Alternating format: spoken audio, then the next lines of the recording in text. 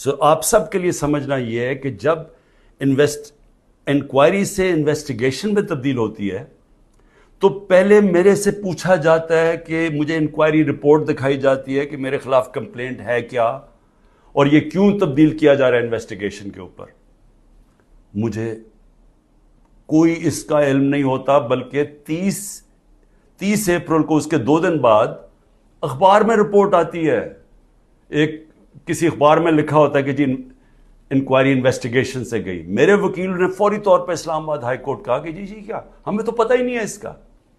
لیکن ذرا آپ دیکھتے رہیں کہ 28 سے جب مجھے پتہ ہی نہیں ہے کہ انکوائری کیا ہے، میرے پاس رپورٹ ہی نہیں ہے. انکوائری کی رپورٹ میرے پاس پہلی دفعہ آتی ہے جب یہ مجھے جیل میں ڈالتے ہیں. یہ نیب کے قانون کی خلاف ورزی ہے.